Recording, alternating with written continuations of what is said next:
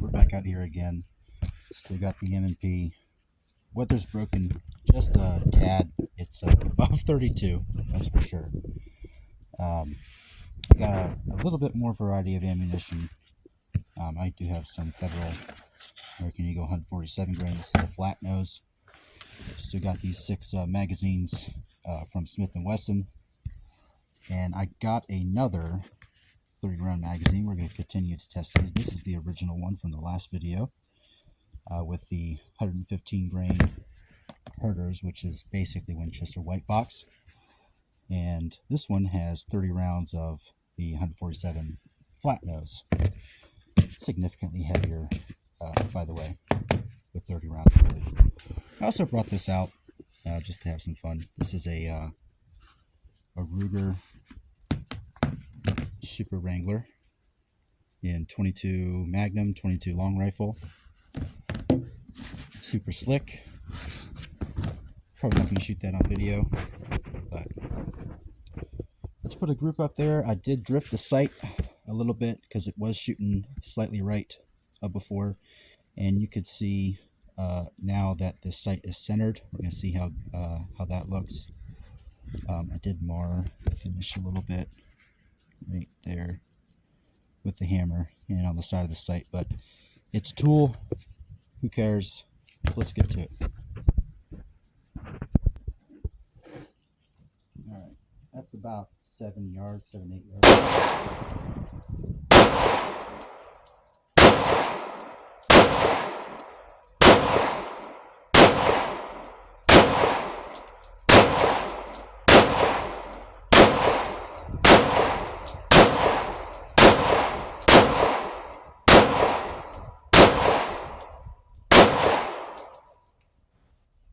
All right, and here's the magazine and malfunctions. All right, so we got about, let's say, 3-inch group, slightly low. Of course, I got some low and left down here. That's probably trigger control. It is fairly cold out here. It's about 35 to 40 degrees with wind. But those are the rounds where I wasn't taking quick second shots, so that's probably what these are.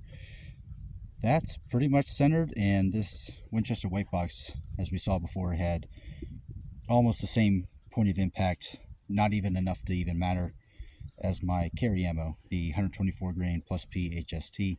I'm not going to shoot any of that today because it's still within its 1 year life, carry life. That's up in like end of March. Or end of February, early March. So I'm pretty happy with that group. Now we'll get to probably these 30 round magazines and see if they're still reliable. Okay, so this is the original one from the last video. I got that in November, right after I got this gun. It has stayed loaded with 30 rounds since that range trip. It has been brought out into the cold just to, stress test it. I don't care about cold. I'll go walk around in the cold for a while with a backpack on. This will be in it. Isn't insulated. This one I got a couple weeks ago and loaded it immediately. Has also been carried in the cold for a couple weeks in this SOG backpack.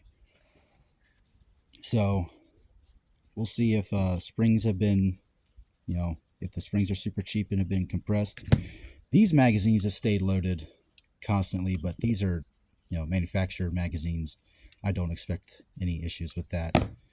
Better not for $42 freaking dollars. So, okay, it's chambered. All right, let's see if we can match that group with this.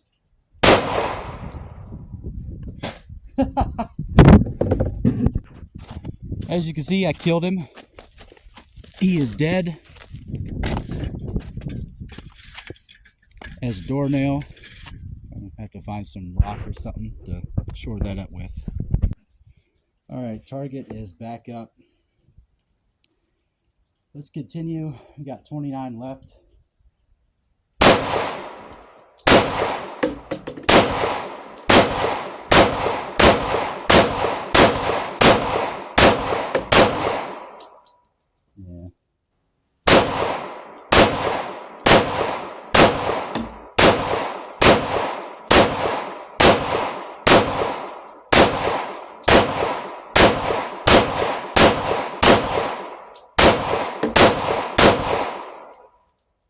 Okay, there's another 30 rounds.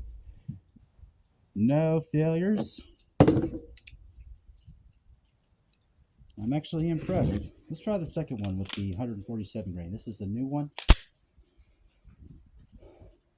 I'm going to go for some of those little pumpkins out there. I don't know if those are even visible.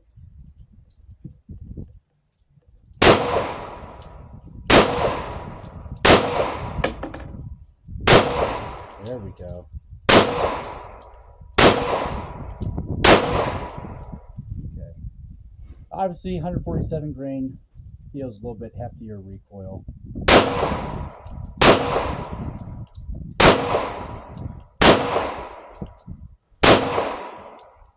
God, I'm shaking all over the place. It's very cold. This wind. Okay, let's go back to this.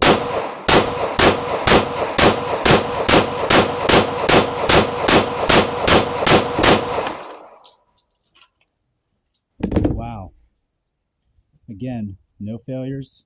Extracted off the mag easily. I love this.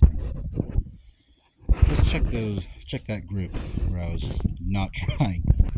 Right, so as you can see, this is what happens when you don't really wait for your front sight to come back into focus while recoiling. But still,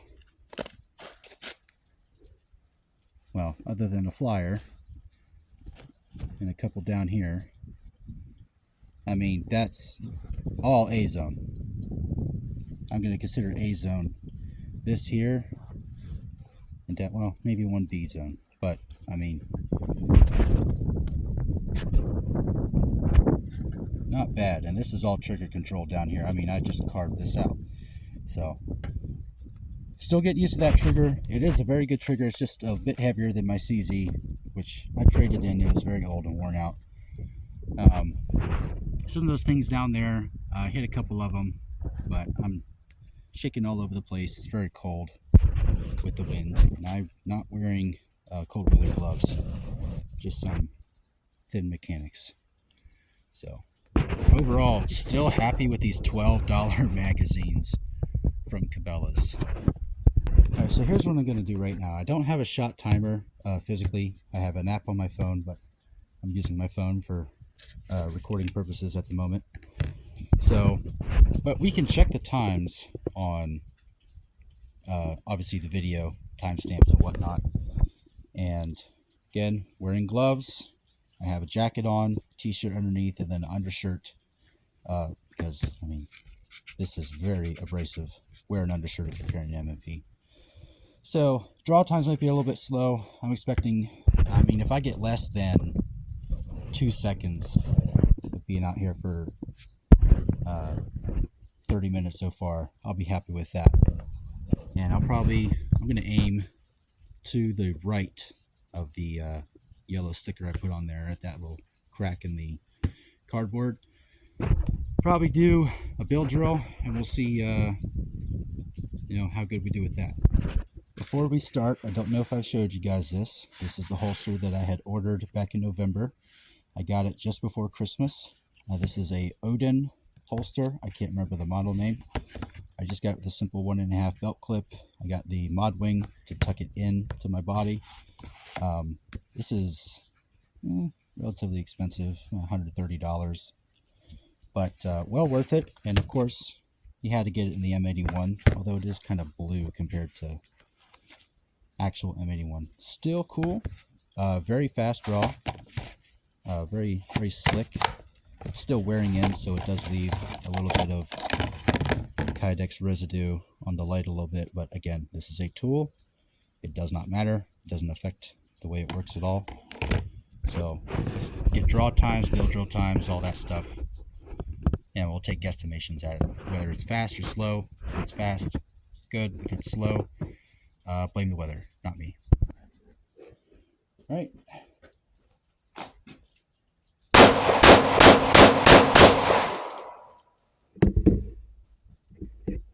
I think that was okay. I probably put a round through my little post there. Maybe might have clipped it. Can't tell. Let's go again. I'm just going to aim low in the center. We'll do pelvic girdle shots, 6 rounds.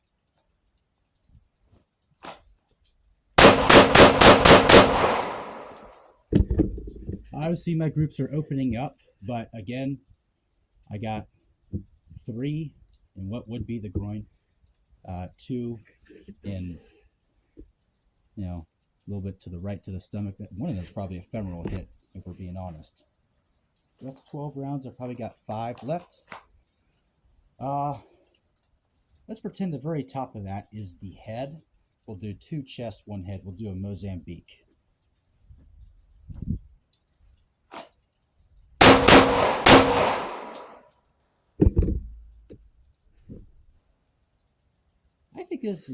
I think I'm doing okay for the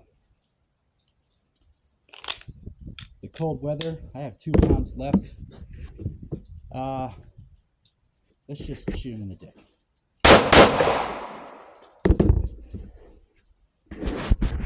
Alright, so this group was our bill drill.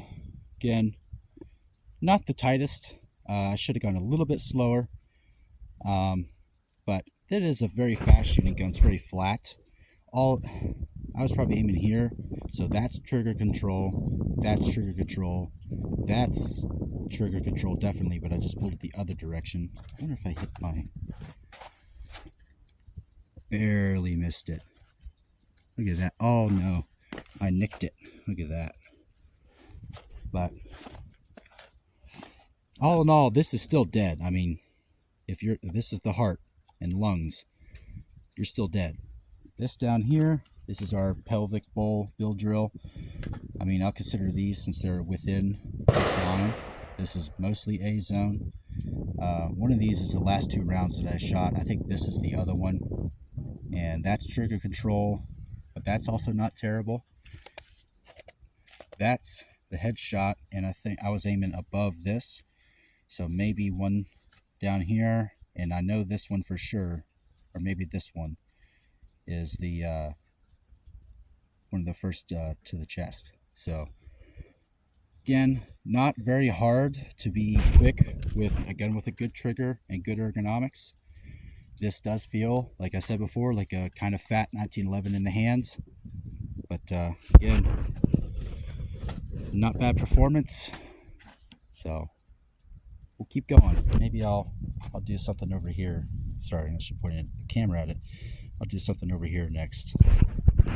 Alright, so I figured out what we're going to do next. I'm going to do a 1-in-1 test reload speed. I have 1 round. Well, I got 1 round in this magazine, and I have 1 round in my next magazine. I have it in a Neomag magazine holder in my pocket, front left, because I'm right-handed. With the CZ, I could reload about 1 to 1.5 seconds. We'll see if it should be about the same. Try to go as fast as I can, and we'll go for slightly to the left of that yellow. Alright, let's start it. Chambered. In the holster.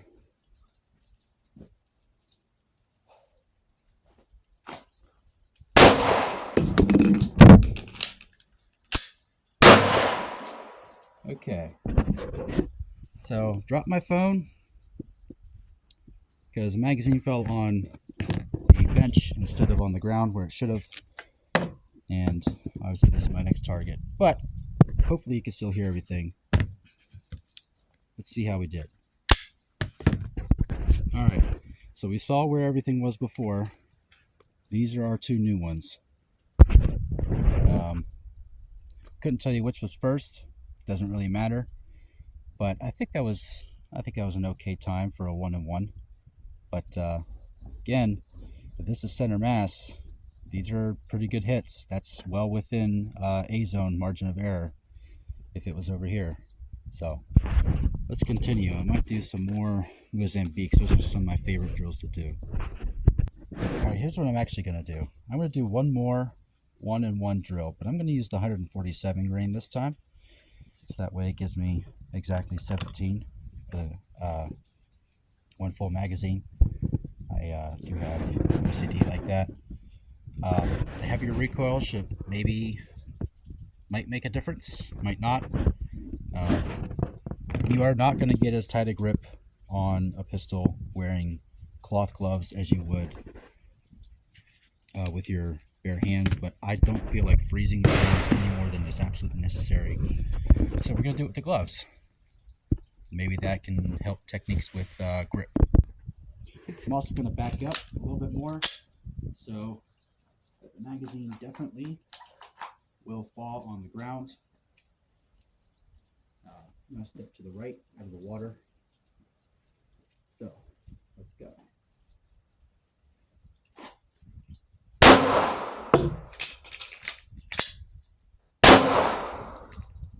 All right.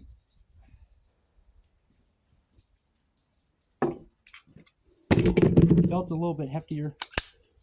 Not enough to matter, it's 9mm, but enough that you could feel it. Look at the pull to the right. Okay, so you already know that these two were the first 1-in-1. This is another one. That might be one of these two, maybe this one. So again, I actually closed the distance. Again, haven't shot in about 2 months. Oh, technically a month. So depending on which one it is, it's either closed up a lot, closed up a fair amount, or closed up a little bit. Either way, that's better than before. Let's use this area down here for next ones. Alright, the last thing I'm going to do is I'm just going to do a bunch of bill drills in that center right there with these last 2 loaded magazines, and we'll go from there. Probably end the video because it's probably pretty long.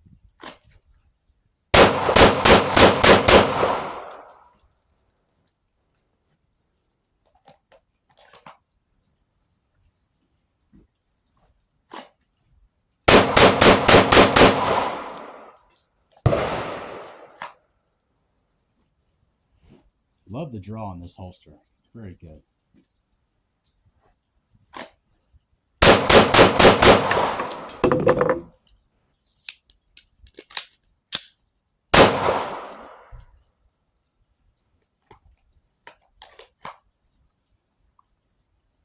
That was a clumsy reload. My jacket got stuck in my pocket.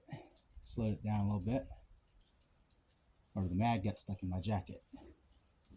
Or my hand, however you want to look at it.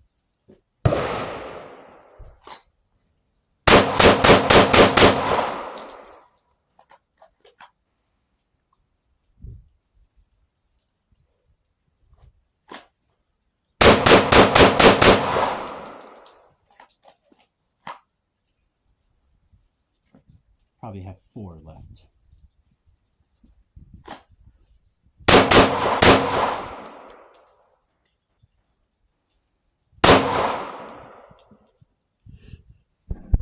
Alright, so this is 2 17-round magazines minus, whatever we did before.